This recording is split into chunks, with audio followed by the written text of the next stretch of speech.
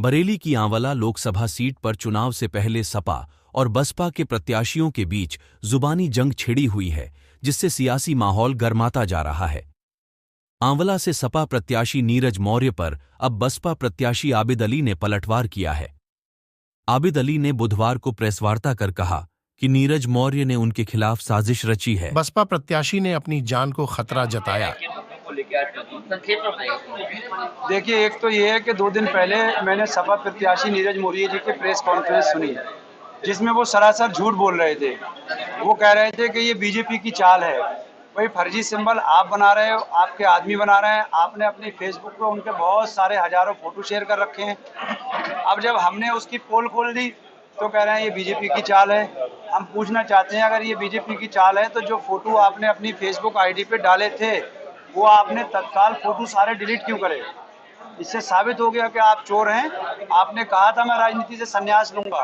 आपको आज ही राजनीति से संन्यास ले लेना चाहिए, और अगर आप संन्यास नहीं लोगे तो मैंने निर्वाचन आयोग भारत सरकार को लिख दिया है कि आपके चुनाव लड़ने पर रोक लगाई जाए, बैन लगाई जाए, कि जो व्यक्ति निर्वाचन आयोग के साथ फोर्जरी 420 पेपरों में ऑन पेपर कर सकता है तो उसको जमहूरियत में चुनाव लड़ने का भी अधिकार नहीं होना चाहिए।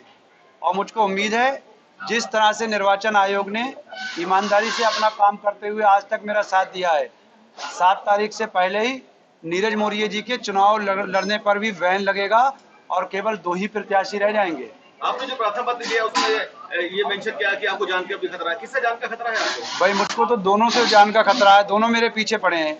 मैंने एक बयान दे दिया था बीजेपी सांसद के खिलाफ, तो उन्होंने मुझको नोटिस भिजवा दिया। मुझको दूसरी नज़र से देख रहे हैं। और इधर मैंने मुकदमा लिखवा दिया है 420 का सपा प्रत्याशी के खिलाफ। तो ये भी प्रदेश के, इनकी भी छवि अच्छी नहीं है। कभी ये बसपा में जाते हैं, कभी बीजेपी में जाते हैं, अब सपा में आ गए। अगर हम भी ये हमें बीजेपी का कहते हैं, नीरज मौर्य जी अपने गिरमान में झांक के देखो। 1 साल और 6 महीने पहले तक तुम खुद बीजेपी में थे। फेसबुक आईडी पे तुम्हारी सारी बीजेपी की पोस्टें पड़ी हैं, तुम्हारे विजिटिंग कार्ड बीजेपी के थे। और औला लोकसभा की जनता, खास तौर से मेरे दलित और मुस्लिम समाज के भाइयों, जलालाबाद पास में ही है, फोन करके मालूम कर लो। नीरज मौर्य जी 1 साल पहले तक भारतीय जनता पार्टी में थे। 2022 के चुनाव में भारतीय जनता पार्टी छोड़ के आए हैं। तो चाहे बीजेपी को वोट दे दो, चाहे नीरज मौर्य जी को वोट दे दो, एक ही जगह जाएगा। मैं तुम्हारे बीच का हूँ, तुम्हारे लोकल का हूँ, बीएसपी से चुनाव लड़ रहा हूँ। मैं इन दोनों के खिलाफ हूँ और ये दोनों लोग मेरी जान के पीछे पड़े हैं। मुझे और मेरे परिवार की शायद ये हत्या भी करवा दें। इसलिए मैंने वरिष्ठ एक बात और कही कि आपकी भी अच्छी जान पहचान है छत्तीसगढ़ से, जिन्होंने फर्जी पर्चा दाखिल किया, तो इसमें क्या सच्चाई है? अगर मेरी जान पहचान है तो ना तो मैं वहाँ जलालाबाद का रहने वाला हूँ, और मेरी फेसबुक आईडी पे बता दें, मेरा औला का फोटो बता दें, सीसीटीवी कैमरे निकाल लें। मैं तो सतवीर नाम की चिड़िया या नीरज मौर्य जी के नाम के कबूतर को जानता ही नहीं था। ये तो अभी प्रकट हुए हैं दोनों। वो परदेसी कबूतर भी अभी प्रकट हुए हैं, लेकिन मुझको ये उम्मीद नहीं थी कि ये इतने बड़े जालसाज और 420 होंगे कि फर्जी सिंबल, फर्जी लेटर तैयार कर लेंगे। आपकी पार्टी के जो जिलाध्यक्ष हैं और जो मंडल कोऑर्डिनेटर, उन्हें भी बर्खास्त किया गया है। पार्टी की भी कोई गलती थी इसमें क्या? राष्ट्रीय अध्यक्ष का फैसला सर्वोपरि। तो कोई गलती थी उन लोगों? No comments. राष्ट्रीय अध्यक्ष का फैसला सर्वोपरि। आप भाजपा की टीम की तरह काम करते हो।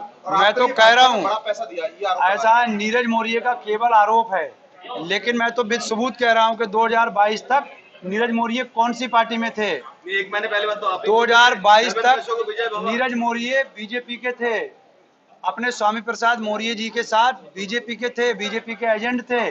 आज वो दूध के धुले हो गए हमारे मुस्लिम समाज का वोट ठगने के लिए। 2 दिन पहले एक कार्यक्रम में आपने भी जो है बीजेपी सांसद की तारीफ की थी। विजय भवा का आशीर्वाद दिया। नहीं, बीजेपी सांसद की तारीफ नहीं की थी। औला रेलवे स्टेशन को 11 करोड़ रुपए दिलाए थे।